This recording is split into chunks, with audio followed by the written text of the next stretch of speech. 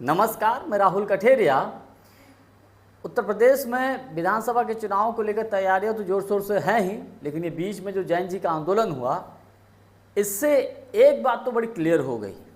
इससे ये जरूर क्लियर हो गया कि 27 में समाजवादी पार्टी और कांग्रेस पार्टी मजबूती के साथ गठबंधन में चुनाव लड़ने जा रही है। हालांकि कुछ दिन पहले तक ऐसा लग रहा था कि शायद कांग्रेस और समाजवादी पार्टी में कुछ मतभेद जो बढ़ रहा है, ये कहीं ऐसा ना हो कि पता लगा बाद में गठबंधन बचेगा कि नहीं बचेगा। इसको लेकर तमाम राजनीतिक विश्लेषक आशंकाएं जता रहे थे और कभी कभी मुझे भी ऐसा लगता था, क्योंकि दोनों ही दलों के नेताओं की तरफ से जो बयानबाजी हो रही थी उससे बड़ी स्थिति खराब हो रही थी। लगभग विशेषकर कुछ समाजवादी पार्टी के नेताओं की तरफ से और कांग्रेस की तरफ से जो मोर्चा संभाले हुए थे वो इमरान मसूद साहब, वो तो बहुत तीखे और तल्ख लहजे में बयानबाजी कर रहे थे। लेकिन अच्छी खबर ये रही कि अभी जो जैन जी का जो आंदोलन हुआ दिल्ली में, केंद्रीय शिक्षा मंत्री धर्मेंद्र प्रधान जी के इस्तीफे को लेकर धर्मेंद्र प्रधान जी का इस्तीफा हो गया, जैन जी अपने वापस चले गए। लेकिन इस दौरान प्रदर्शन जब हुआ, जब संसद में जब प्रदर्शन हुआ, तो संसद में जब धरना प्रदर्शन हो रहा था तो उस वक्त एक जगह राहुल गांधी जी अखिलेश यादव जी का हाथ थामे नजर आए। उसमें कांग्रेस और समाजवादी पार्टी के सांसद थे। राहुल गांधी जी अखिलेश यादव जी का हाथ थामे नजर आए और एक बार तो राहुल गांधी जी ने अखिलेश यादव जी को लाइन में आगे खड़ा कर दिया। तो ये सिर्फ बहुत बड़ा संकेत था, ये कोई मामूली बात नहीं थी, बहुत बड़ा संकेत था। इसके अलावा आपने देखा होगा जब राहुल गांधी जी प्रधानमंत्री मोदी जी के घर के आवास को जब घेरने के लिए गए थे, उस दौरान अखिलेश यादव जी भी पहुंच गए थे। ये पूरी प्लानिंग था, प्री प्लान था। अखिलेश यादव जी पहुंचे तो बाद में जब सरकार की तरफ से लोगों को भेजा गया तो उन्होंने उनकी बात नहीं मानी, तो उनको गिरफ्तार करवा दिया गया। अब जब भैया गिरफ्तार करवाया गया तो राहुल गांधी जी की भी गिरफ्तारी हुई, अखिलेश यादव जी की भी गिरफ्तारी हुई।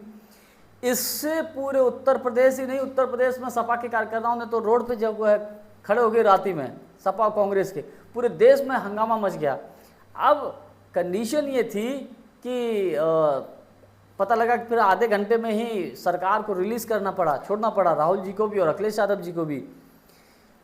तो ये बात मैं इसलिए बता रहा हूं कि पिछले कुछ समय से जिस तरीके से समाजवादी पार्टी और कांग्रेस पार्टी के नेताओं के बीच में जो बयानबाजी की वजह से आपसी थोड़ा तनाव था, एक तरीके से मतभेद जैसी स्थिति लग रही थी, राहुल गांधी और अखिलेश यादव जी की जुगलबंदी की वजह से मुझे ऐसा लगता है उन्होंने साफ साफ अपने कार्यकर्ताओं और नेताओं को मैसेज दे दिया है, हम सब एकजुट हैं और हम मजबूती के साथ 2027 का विधानसभा का चुनाव लड़ेंगे। आप लोग फील्ड में अपनी तैयारी रखिए।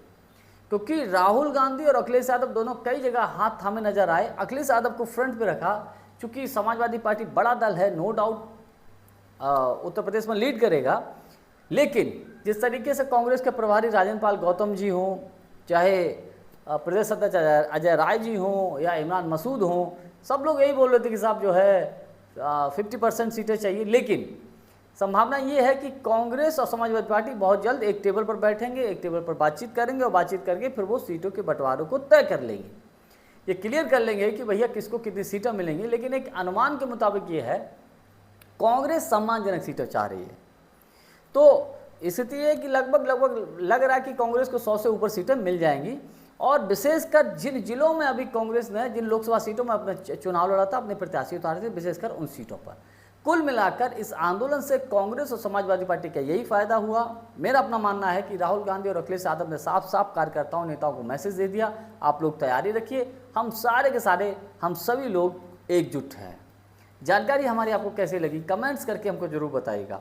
बहुत बहुत धन्यवाद। नमस्कार।